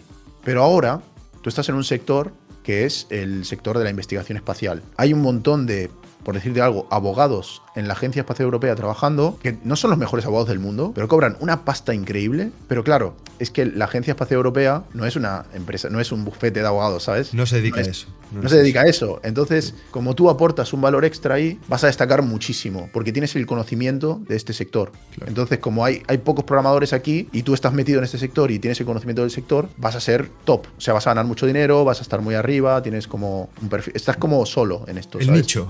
El nicho, en el nicho, total. exacto. Y tienes razón, es un Sí, pensamiento curioso, tío. Es un buen pensamiento y tiene todo el sentido del mundo. También coincido contigo en que tú quizás lo que buscabas ya no era quizás la parte esa de destacar en ese sector, sino más una cosa abierta, decir, hey, yo quizás me estoy quedando corto en mis conocimientos y sé que puedo aprender de otra persona que sepa más que yo, que pueda llegar más lejos. Yo creo que más a nivel conocimientos, que eso también a veces también nos puede acabar perdiendo, ¿no? Porque es lo que tú decías, igual ahora mismo estabas muy feliz, igual ocupando yo que sé qué puesto, al final yo que sé de responsabilidad o lo que fuera dentro del entramado de empresas que están más en la parte de investigación, que tú eres casi la persona rara, ¿no? No la habitual, igual lo que hay es más científicos, igual no hay tantos programadores, ¿no? Como te estaba diciendo, y son unas palabras muy, muy sabias. Y aún diciéndote eso, tú dijiste, no. Es que piénsalo, tío, o sea, piénsalo de esta manera. O sea, tú trabajas en esa empresa y estás trabajando con la ESA, que es la Agencia Espacial Europea. Estás haciendo proyectos para ellos. Estás tratando con sus archivos, con sus programas, con sus formatos. Ya eres un activo de... O sea, cualquier puesto que salga de programador o de técnico en la Agencia Espacial Europea, lo mismo, vas a aplicar y van a haber cuatro o tres o cuatro. Y no sería tan difícil incluso llegar a la NASA, ¿sabes? Porque evidentemente no digo que tal, pero ¿sabes lo que te quiero decir? O sea, que estás a un paso. Porque, pero que hay una promoción interna al fin y al cabo ya solo por conocimiento, ¿no? Claro, porque trabajas con un programa que no conoce nadie, pero que es el de ellos, y pues mira, ya tienes ahí una oportunidad. Entonces por ahí va el tema. Es una estrategia que creo que es muy interesante. Como especializarse en un sector puede ser algo muy positivo, ¿sabes? Para un perfil técnico, como estrategia de crecimiento interno. Bueno, pues sí, a pesar de eso, mi aspiración era trabajar en un entorno donde el core de la empresa fuera el desarrollo de software. Y la verdad que en aquella época en Barcelona no había mucha cosa. O sea, no me acuerdo qué año fue esto. Igual hace menos de 10 años. Hace menos de 10 años. No me acuerdo ahora. Pero bueno, yo empecé a buscar trabajo. No había tantas cosas como ahora. Tampoco se pagaban tan bien. Pero encontré un sitio que sí que era muy top. Y era Gameloft Barcelona, que era uno de los pocos estudios de videojuegos, o por lo menos el más grande que había en ese momento en Barcelona. Sí. Yo, súper fan de los videojuegos, dije, guau, tío, mola muchísimo. Fue la época en la que salió la peli de los Minions. En Gameloft sacaron el Minion Rush, que era un juego de los Minions, que lo petó, que estaba número 1 en el App Store. Sacaron el Asphalt. Es que encima desarrollo de videojuegos móviles, ¿no? Que móviles.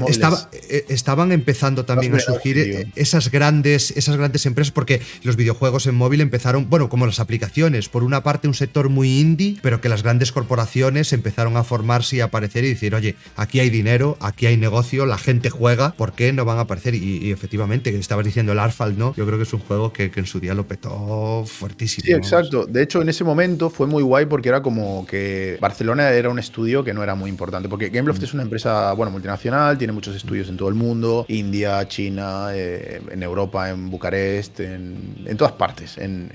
La sede central está en Canadá, luego en Francia. O sea, es una empresa multinacional, ¿sabes? Y hacen juegos de móvil a dolor. ¿Sabes? El modelo es sacar 20 millones de juegos, incluso que son copias de otros, y bueno, eso quieras o no, va sumando. Poco a poco.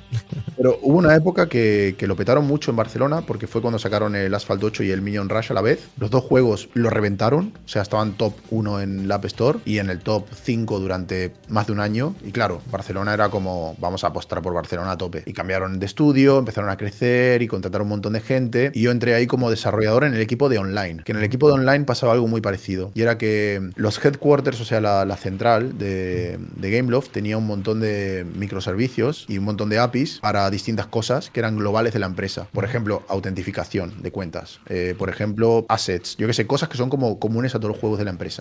Y había un equipo en Canadá que hacía esto. Pero luego cada juego tenía su tienda, muchísimas cosas, assets, descargas, había un montón de cosas online. Y entonces tenían un equipo de online en cada estudio. Y aquí pasaba lo mismo, es que siempre me pasaba lo lo mismo. Una empresa que tenía PHP y quería pasar a algo mejor.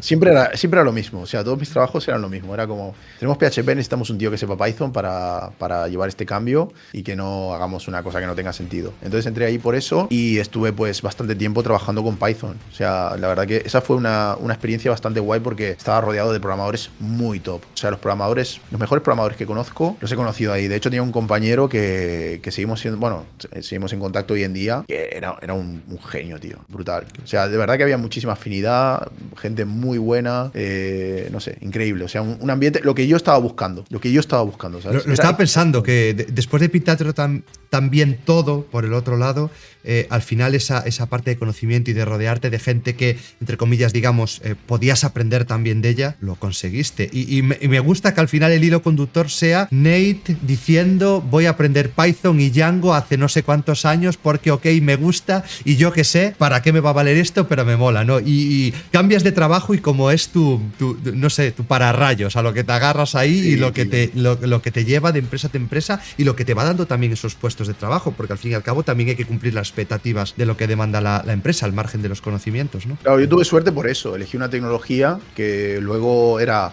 una tecnología por la que muchos querían apostar, pero era muy early, era muy pronto. Sí. Entonces había muy poca competencia. Digamos que elegí un mercado que estaba muy poco saturado, estaba en pañales. Y eso me dio la ventaja, ¿sabes? O sea, eso es todo. O sea, tuve suerte, ¿sabes? Y bueno, allí en Gameloft, pues también. Al principio tocando un poco de PHP, luego ya pasé a Python y estuve mucho tiempo con Python y hoy en día ya lo tienen todo en Python. Que eso también era visión del jefe del departamento de online, que veía muy claro que el PHP estaba muy bien, pero que no, que había que hacer algo mejor, ¿sabes? Y que bien, estaba empezando a pintarlo Python y tal. Sí, exacto. Y bueno, total, estuve ahí varios años. Con el tiempo me empecé a venir abajo, tío. El culo inquieto, ¿no?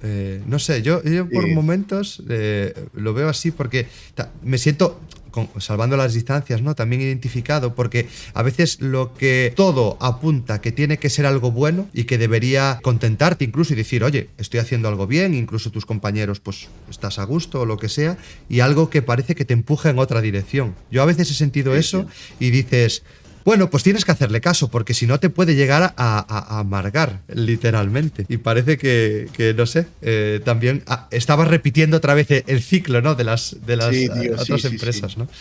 Y ¿sabes lo que veía? Una cosa que me rayaba un poco. Esto es algo que me rayó bastante, ¿vale? Sí. Yo, digamos que siempre quise ser programador. Era mi trabajo, el trabajo de mis sueños. Era como lo que yo quería hacer. Mucha gente, yo qué sé, quiere ser cantante famoso, astronauta, yo qué sé, 1000 cosas. Pues yo quería ser programador. No es nada muy difícil realmente, pero era mi sueño, ¿vale? Entonces en ese momento pues yo ya estaba viviendo mi sueño, me encantaba, o sea, fueron unos años increíbles al principio. Y en un momento, yo qué sé, pues empecé a ver que, bueno, primero me acostumbré a ello, ¿sabes? O sea, un poco la monotonía del día a día, y luego pensaba, ¿qué hay más allá? O sea, estoy aquí en un equipo de puta madre, para ese momento cobraba mucho, o sea, de verdad que tenía muy buenas condiciones, o sea, era top. Y no llega. No, estaba bien, estaba perfecto. O sea, no llega a nivel de inquietudes, ¿no? Sí, era como, ¿y ahora qué es lo siguiente? O sea, veo que aquí puedo tomar dos caminos. O me ultra especializo, que tengo compañeros en mi equipo, por ejemplo, había 2 tíos que hacían C++, máquinas. O sea, esos tíos eran mastodontes. O sea, era una gente de estos top mundial, ¿vale? Haciendo ahí C++ a tope. Y decía, vale, puedo especializarme y estaré en esta silla haciendo eso, ¿sabes? O sea, será como...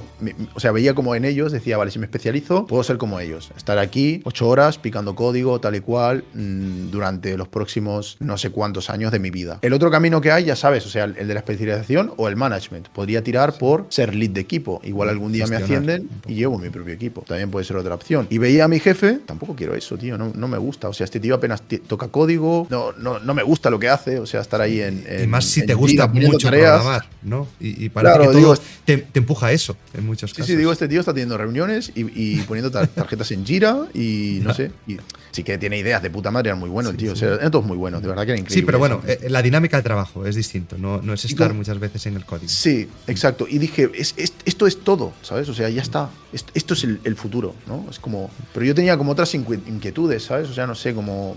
En ese momento de mi vida, pues dije, ya está, esto es todo para el resto de mi vida, ¿sabes? O sea, esto va a ser así Vas a ser como ese compañero que tienes ahí, que es un máquina, pero tiene 40 y pico años y ahí sigue igual que estás tú ahora. Vas a estar en esta misma silla, ya estará rota la silla, o en otra empresa, pero igual, aquí sentado picando código, no sé. O siendo manager, como este otro hombre que va estresado, que no sé, tío, me rayó la cabeza. O sea, y otra cosa que pasaba en una empresa grande, que eso ya es un tema de ego también, que ya sabes que los programadores tienen grandes egos, es algo que no es ningún secreto. No. Es la virtud del programador. La virtud del programador. Es que programar. Claro, es que yo veía que mi trabajo era poco relevante. O sea, cuando tú trabajas en una empresa grande, muy grande, donde hay cientos de programadores, lo típico, a ti te preguntan, ¿tú qué has hecho? Bueno, pues ¿sabes cuando le das al botón comprarte la tienda? El código que hay detrás, ese lo he hecho yo.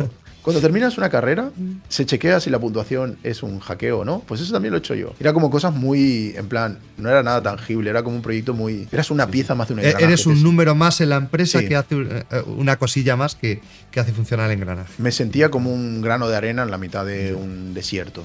Como un engranaje más dentro de una maquinaria enorme. Y eso, pues, a mí me gustaba el trabajo, me encantaba, todo guay, los compañeros eran la hostia, era todo genial. Pero, no sé, también me dio a mí, yo soy un poco, tengo mis cosas mentales también, y me dio ahí la neura y bueno, y entré un poco en depresión. Fue la época que tuve depresión en mi vida más fuerte y bueno, con medicación y todo, o sea, lo pasé muy mal esa época, o sea, estuve bastante chungo. Y un poco como, y ahí no se acaba ahí mi camino de programador, ahí empecé a montar mi canal de YouTube, pero en paralelo trabajaba. Y el canal de YouTube era una forma de hacer algo distinto, porque yo como hobby, fuera de mi trabajo, me gustaba jugar videojuegos y como soy muy friki de la tecnología, pues me empecé a meter en gráficas, procesadores, esto, lo otro, en plan, bueno, ahora tengo dinero, soy joven, estoy soltero, me voy a gastar todo el dinero en un PC gaming. Lógica infalible, ¿sabes? O sea, eso lógica siempre.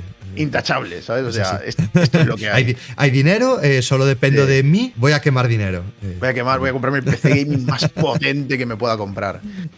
Y claro, era como mi sueño. De pequeño siempre quise tener un PC gaming para jugar. Veía revistas, veía los juegos con gráficos increíbles y decía, yo no puedo tener esto. Y cuando pude tenerlo, fue lo primero que me compré así gordo. Y me montaba mi PC, me miraba reviews de gráficas, esto, lo otro, tal. Me compraba, a ver cuál es la mejor alfombrilla, el mejor ratón, ahora voy a probar este teclado. O sea, me gastaba un poco el dinero en eso, en chorradas tecnológicas.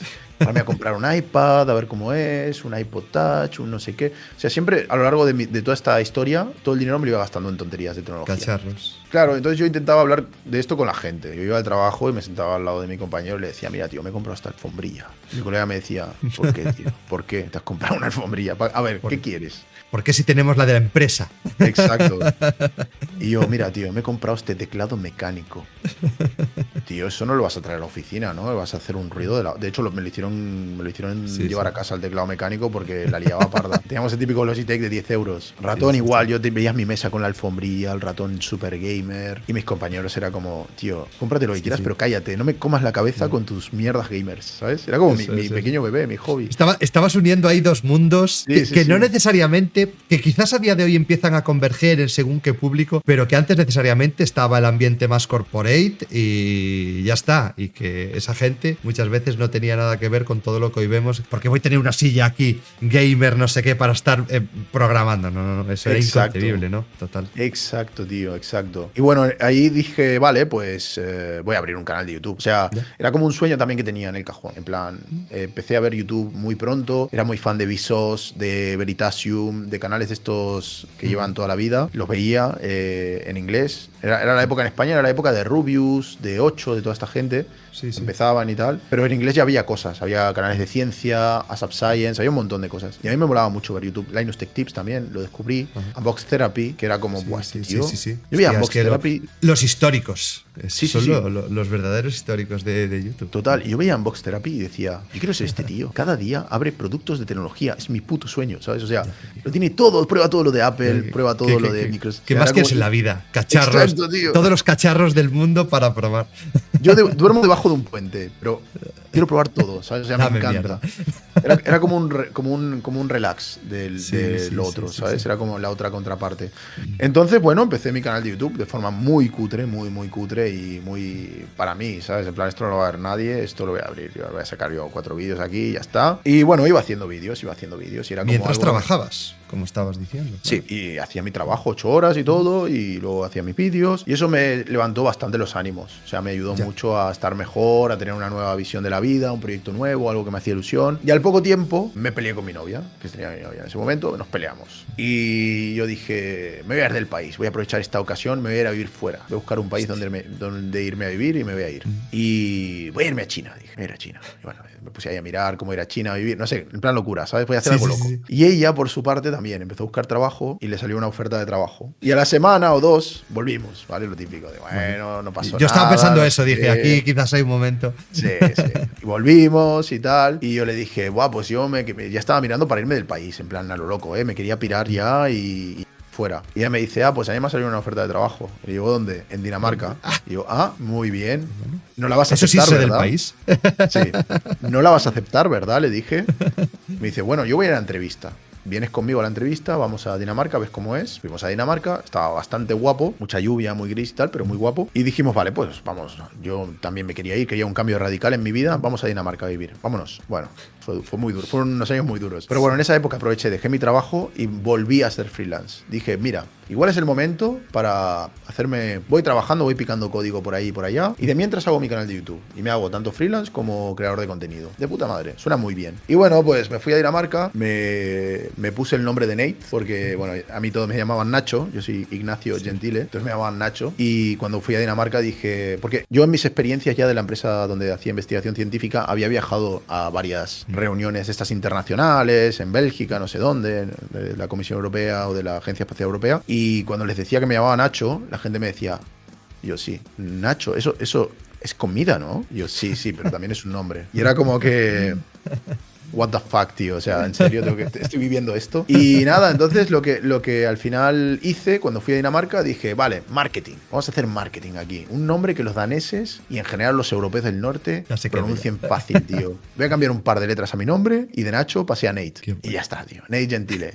Me voy a crear mi portfolio online, programador, Python, Django, no sé qué, proyectos, portfolio, Nate Gentile, no sé qué, vale. Y paralelamente pues seguía con mi canal, pero mi canal se llamaba Tech Show. La gente no sabía ni cómo me llamaba en ese momento, ¿sabes? Y nada, de freelance acabé trabajando para un par de startups. Muy guay, la verdad. Me lo pasé muy bien. Y al final trabajé a largo plazo con una startup que bueno, me cogieron un poco en plan, necesitamos un senior, porque yo en esa época ya llevaba bastante tiempo programando y había trabajado con equipos de alto nivel y me sentía muy bien, me sentía muy seguro de mí mismo, tenía muchos conocimientos y mi especialidad era esa, ¿sabes? Mi especialidad era... Había hecho muchas cosas ya en varios sitios, pero era sobre todo Python y Python de web y Django y todo esto. Y bueno, total, que lo mismo, querían migrar la aplicación a Python, de nuevo, estaba hecha en Cake, PHP. Cake era mi archienemigo, me perseguía. Iba donde iba, había una aplicación en Cake. A partes iguales, era el que te acababa dando los trabajos, gracias a Cake, a lo malo de Cake, tú ibas consiguiendo tus sueños laborales, ¿no? Al fin y al cabo, igual le tienes que agradecer más a Cake que a Django. Exacto, totalmente, tío. Cake me ha dado más trabajo que todo en la vida. Sí. Y nada, tío, pues eso, empecé en una startup donde tenían Cake y ahí estuve varios años y al mismo tiempo hacía YouTube y ahí trabajaba full remoto. Pero o sea, lo mío fue súper estúpido, porque esta empresa estaba en Barcelona. Yo vivía en Dinamarca. Escapando.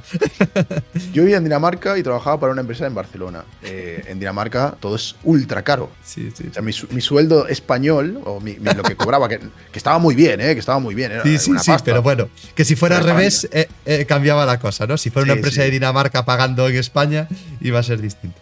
Exacto, pero muy bien, o sea, muy bien, vivía muy bien, desarrollador freelance y tal, trabajaba en startups, tal, senior, software engineer, no sé qué. Muy bien. Ahí me pagaba mis juguetes de YouTube, me compraba mis ratones, mis teclados, mis cosas. Y bueno, con el tiempo, pues el canal fue creciendo y en un momento dije, pues mira, me voy a dedicar solo a YouTube. Y ahí pues ya está. Esa es la historia. Ostras, pero claro, ahí es donde yo te pregunto. Tú hablaste todo este rato que llevamos charlando, la programación era como eso que tenías arriba y oye, después sé que no lo abandonaste, sí que sigues haciendo cosas, sí que te sigue gustando, pero ¿cómo se llega al punto ese de decir, mira, prácticamente he dedicado mi vida, podemos decirlo así, a enfocarme en la parte del software, incluso con las variaciones de cambios de empresa, diferentes retos y tal, pero totalmente, y eso que en muchos casos era el hobby que tú tenías al principio, acabó siendo tu trabajo, y el hobby que tú tuviste ya de más mayor, que era ver YouTube, como estabas diciendo ahí a todos esos históricos que comentábamos antes, ahora de repente dices, oye, esta es como mi nueva pasión, de alguna forma, y tienes que tomar la decisión de hey, rompo con lo que llevo haciendo, no lo sé. Profesionalmente, 10 años, no lo sé. ¿Hasta qué punto todas las cosas se tuvieron como que alinear los astros y cómo te sentiste tú de cara a tomar también esa decisión? ¿De verdad fue complicado o fue algo bastante lógico que quizás ya te empujó hacia ahí? Hombre, fue durísimo, pero esto es algo por lo que hemos pasado, yo creo que tú también. Bueno, tú sigues programando, ¿no? Por eso, profesionalmente. Sí, pero sí que es cierto que he bajado el ritmo por aparecer otras oportunidades y decir, mira, yo nunca me he planteado esto, pero coño, mola y me apetece, me siento bien, ¿por qué no? No, siempre hay tiempo de volver hacia atrás, no volver hacia atrás como tal, ¿no? Porque siempre avanzamos, pero decir, mira, ¿por qué Bryce un año va a programar y al año siguiente no va a hacer otra cosa y al año siguiente va a hacer otra cosa? No creo que eso sea malo, si tú al final es como te sientes bien, ¿no? Sí, exacto. Yo, a ver, lo pasé muy mal, tío, porque era una cosa que para mí era, o sea, yo creo que estaba tan obsesionado. A ver, yo no hacía muchas cosas, yo no iba de viaje, no cogía vacaciones, para mí era, o sea, era una persona muy... que solo hacía eso. Y para mí no había pasado prácticamente un día en mi vida sin programar en los últimos no sé cuántos años. O sea, estaba como súper enamorado de todo eso. Y fue duro, fue muy duro. Pero lo mismo, o sea, durante mucho tiempo pensé, ¿dónde está? ¿Qué viene más allá? ¿Qué hay más allá de esto? O sea, de estar en esta silla sentado picando código, seguiré aprendiendo, conoceré nuevos frameworks, nuevas tecnologías, seré mejor programador, aprenderé más patrones, haré mejores cosas, proyectos más chulos, haré cosas increíbles. Pues es muy satisfactorio programar y aprender cosas nuevas, pero es esto es todo lo que hay. Y esa crisis me caló muy dentro, tío, no sé, en un momento pues dije, quiero hacer más cosas, ¿sabes? O sea, realmente quiero hacer más cosas. Y lo de YouTube iba muy bien. La gente me decía, yo que sé, venía a eventos a España y me hacía cientos de fotos y era como, wow, tío, qué guapo esto. O sea, realmente la gente aprecia lo que estoy haciendo. Sí. Y era increíble, ¿sabes? Y no sé, la verdad que lo vi como algo de lo que podía vivir, que me parecía aún más guay, porque decía, pues es algo que he construido de cero, es algo que también me gusta. Es tu empresa, al fin y al cabo. Es mi empresa. ¿No? Sí, me hubiese gustado montar una de software en aquel momento. Ahora no, ahora estoy más contento con esto, pero en aquel momento decía, bueno, quizás molaría más si fuera una consultora de software, pero está guay, es mi empresa, mi proyecto. Y sí que me costó mucho tomar la decisión, mucho, lo tuve que pensar muchísimo, pero al final pues dije, vamos con esto a full, que también es un poco el sueño, ¿no? ¿Sabes? Era otro sueño también que se había creado por el camino. Es que yo creo que bastante cíclico, ¿no? Al fin y al cabo, porque yo te estoy escuchando y como lo pienso es, en tu día nos hablabas, Nate con 17 años, empezándose a plantear, oye, pero alguien me puede pagar y puedo vivir y de este hobby. Pasan 10 años y tú estás contando, no, yo me gastaba el dinero en teclados, en ratones, en alfombrillas y de repente también, no sé, se vuelve a ver la luz al final del túnel y dices, oye, que yo puedo vivir de esto y puedo de alguna forma lucrarme por un lado, porque al final es necesario para vivir, pero apasionándome tanto como también lo era la programación. Entonces, bueno, creo que al final es cumplir un nuevo ciclo en tu vida, ¿no? Y creo que eso es lo bueno, el estar dispuesto a que esos cambios se presentan y de una manera o de otra, pues nosotros decidimos si aceptarlos o no. Y en tu caso, más de lanzarse a la piscina en muchos casos, ¿no? Totalmente. Pero bueno, también hay una parte negativa, que es que yo pues siempre he sido muy workaholic, siempre he sido muy obsesionado con los resultados, siempre he tenido mucha obsesión con estar en hacer lo mejor que pueda, mucho perfeccionismo y bueno, también eso pues por un lado me ha empujado, o sea, un inconformismo y tal que me ha empujado, por otro lado me lo ha hecho pasar muy mal, ¿sabes? También, pero bueno, no existe el trabajo perfecto, al fin y al cabo. No, exacto. Eso está pero claro. Bueno, eso siempre me rayó mucho, ¿sabes? Que es lo siguiente, quería montar mi empresa también y tal, y bueno, ahí estaba un poco el tema. Y pues con una cosa y otra, pues acabé en YouTube. Luego me volví a España a vivir después de un tiempo y hasta hoy en día. Hacer esto, no sé, ya cuánto. Unos años. Me encanta este cierre porque sí que es cierto que el podcast más o menos lo tenemos pensado para unas horas y acabamos de hacer prácticamente las 2 horas con el cierre de tu parte como programador y creo que queda un cierre precioso y abierto a una segunda parte.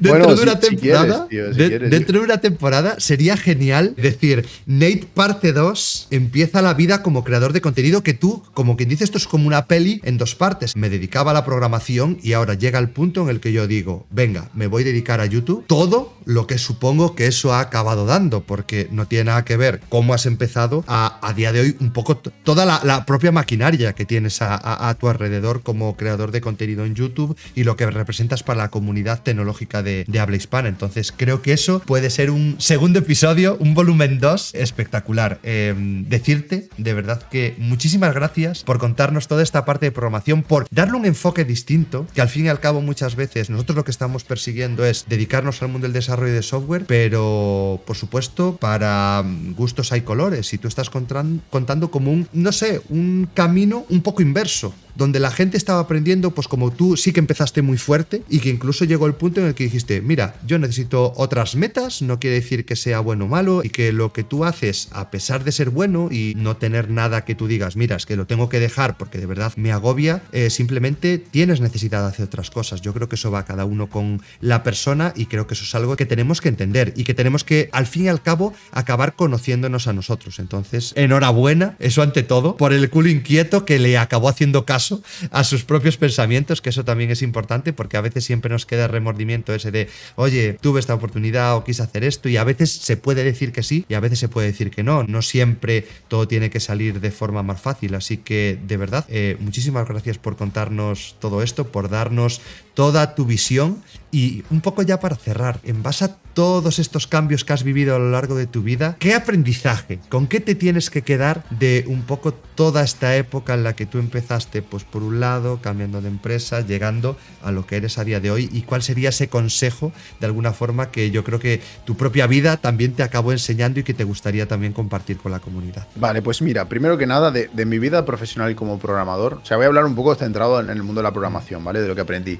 Primero que nada, la primera lección y más importante, que yo siempre se la digo a todo el mundo, es cuando estás empezando, mantente humilde, entiende que todavía no estás al nivel a lo mejor de un programador o un profesional de alto nivel, y tienes que entender que no siempre, pues por mucho que hayas oído que los programadores ganan muchísimo dinero y que los sueldos en Silicon Valley son cientos de miles de euros al año, pues a lo mejor vas a tener que tener un inicio humilde, ¿no? Porque al final tenemos dos partes. Tenemos una empresa que tiene poco dinero y a cambio está dispuesta a enseñarte y a tener paciencia, y tú, que bueno, que cobras quizás menos de lo que esperas, pero por otra parte estás ganando experiencia y aprendiendo. Hay gente que esto lo ve negativo. Yo personalmente es la forma que yo he usado para proyectarme profesionalmente. Está abierto a debate, lo que queráis, pero yo es la forma que he usado para crecer. No he visto otra en mi momento. Luego, el segundo punto muy interesante también aquí es, yo en su momento no es que fuera visionario. Sí que es verdad que veía que PHP tenía muchos problemas y me gustaba mucho lo que había aprendido por mi cuenta de Python y de otros lenguajes, y busqué una alternativa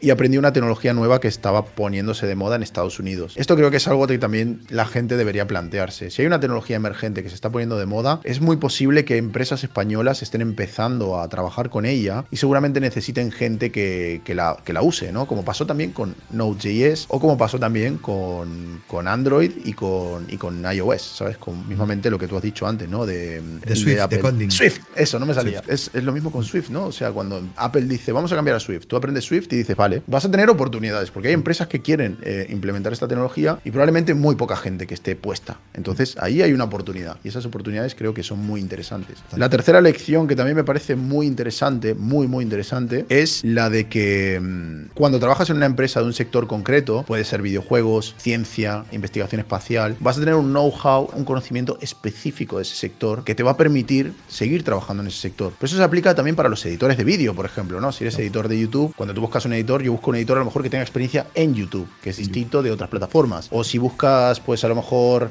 un abogado de una tienda online o lo que sea, pues buscas a alguien que tenga experiencia en cosas online. Cuando buscas una persona de marketing en una marca como por ejemplo, yo que sé, Asus o Apple, buscas a alguien que tenga experiencia en el sector tecnológico. Entonces lo que pasa muchas veces es que dentro de esos sectores se acaba creando como una especie de mercado laboral interno donde es mucho más fácil crecer y llegar a puestos altos porque hay menos competencia. Entonces esto también es un insight muy interesante, y es que si te metes metes en un sector de nicho, es algo que también puedes usar como para crecer y llegar a puestos altos, por tener ese know-how tan específico. Y por último, pero no menos interesante, creo que cambiar de empresa tiene cosas buenas y malas. Yo, por ejemplo, he llegado a entrevistas de trabajo donde me han preguntado, oye, ¿has trabajado en muchas empresas? ¿Por qué? Bueno, el motivo por el que yo había trabajado en muchas empresas era porque no había encontrado lo que estaba buscando y tampoco necesitaba dinero porque era joven y no tenía problemas. No tenía hijos, ¿sabes? Era como, me cambio de empresa mañana, me da igual. Era como, era libre en ese sentido, ¿no? Vivía con mis padres. Pero sí que es verdad que eso me permitió un efecto colateral, que era que cada trabajo nuevo que tenía un nuevo nivel desbloqueado y tenía un salario nuevo también. Entonces hay veces que tú empiezas en un nivel, ese puesto es para una persona con X nivel y cuando tú subes de nivel, dentro de una misma empresa es muy difícil, a menos que cambies de cargo, que tengas un ascenso importante. Puedes intentarlo dentro de la empresa, pero tienes que saber leer también la proyección que tienes y lo que estás buscando, pero muchas veces cambiar de puesto de trabajo te permite tener una subida de salario sustancial. Pero esto tiene un doble filo y es que si eres no sé cómo se llaman, hoppers o algo así, el típico que va cambiando de empresa cada año y tal, esta gente tampoco acaba yéndole muy bien. O sea, esto funciona un par de años. Es más cortoplacista, al final. Sí, llega un momento que te dicen, sí, o sea, está bien, es verdad que cada X tiempo subes de nivel y puedes ir a aspirar a más salario, pero también hay que tener cuidado con eso. Es una cosa que creo que no tiene que ser el fin de tu forma de trabajar, ¿no? Yo entiendo que, llegado el caso, pues puedes tener la situación laboral de que tú entras en una empresa con toda la ilusión del mundo y que a los 3 meses pues es insostenible, por lo que sea, por la propia empresa o por tu culpa, por lo que sea, y que digas, pues mira, tengo que buscar una salida porque no quiero que esto me cueste la salud, básicamente. Entonces, en ese momento lo tienes que hacer, pero yo creo que un poco la visión siempre que tiene que ser un poco a medias, no el decir, mira, yo ya entré en una empresa, ahora me relajo y que pasen 10 años, que también respeto que eso lo pueda hacer y que cada persona es cada persona, pero que tampoco lo veamos como, venga, yo ya entro aquí porque en 3 o 6 meses o lo que sea tengo que estar ya pensando en buscar otra y no sé qué. Bueno, de esa manera se puede ganar mucho dinero, pero no el suficiente como para decir, me retiro, ¿no? Y digo, venga, tengo 40 años y dejo de trabajar y se acabó. Y creo que la forma más un poco persiguiendo tus propias necesidades y intentando mejorar, creo que es lo que al final es más fácil que te acabe dando esa estabilidad. No digo retirarnos, no digo tener que dejar de trabajar, yo creo que eso es bastante difícil, pero el poder decir, no, mira, puedo hacer dinero, de paso que soy feliz en mi puesto de trabajo, y yo creo que al final es llegar un poco a eso, el mantenerse activos sin que sea una obligación el andar cambiando de trabajo. Totalmente, aparte es eso, yo si por ejemplo me hubiese quedado en la empresa de investigación científica, me hubiese ido muy bien, y a largo plazo hubiese tenido oportunidades laborales muy interesantes, estoy seguro, o si me hubiese quedado en Gameloft también, o sea, yo creo que, bueno, depende de cada uno, ¿no? Yo en mi caso cambié porque no estaba a gusto, pero si había también, me he encontrado a lo largo de mi carrera estos hoppers, ¿sabes? Gente que va cambiando constantemente, y bueno, pasa eso, que luego nos implican mucho con el proyecto, a veces tienen dificultades también porque han pasado por muchas tecnologías y muchas cosas y, ¿sabes? O sea, no, yo creo que es contraproducente. No, y bueno, tío, esas son las lecciones. Luego te puedo contar 8 millones de lecciones más de YouTube, que eso sí que ha sido la vida en modo difícil, tío, desde que empecé en YouTube. Eso ya te lo digo, si estás dispuesto, yo me lo apunto, hacemos volumen 2 y claro, se nos queda aquí una miniserie de Netflix. Sí, espero no haberos aburrido mucho, que bueno, que al final es un poco una historia personal y tal, pero bueno. Espectacular. Y precisamente viéndolo en contrapartida con, si alguien puede pensar que, mira, Nate a día de hoy se dedica a esto, mira todo el background que nos acabas también de mostrar y todo lo interesante que yo creo y todo lo que aporta, porque al final son aprendizajes, y el acabar conociendo experiencias de los demás, aunque necesariamente no quiera decir que vaya a definir nuestra vida, sí que yo creo que el conocimiento es conocimiento, como su palabra indica, y el muchas veces haber sabido, o gente que igual está emprendiendo o empezando o que ya está trabajando y dice, mira, lo que le ha pasado a Nate, o muchas veces lo que cuento yo, muchas veces lo que me cuenta otra gente, yo creo que eso al final acaba dando una base de conocimiento que a veces te ayuda a tomar mejores decisiones y a cometer menos errores, aunque tu situación no tenga nada que ver con la tuya, pero que de alguna forma sí que acabas encontrando similitudes. Así que, de verdad, muchísimas gracias por todo, muchísimas gracias por pasarte, por compartirnos todo esto, y de verdad espero también verte muy pronto por aquí y que sigamos haciendo repaso por todas las cosas tan guays que has vivido a lo largo de los años. Muchísimas gracias, Nate. Gracias a ti, tío, por invitarme, y nada, me lo he pasado muy bien. Cuando quieras. Muchísimas gracias. Hasta luego, todo el mundo.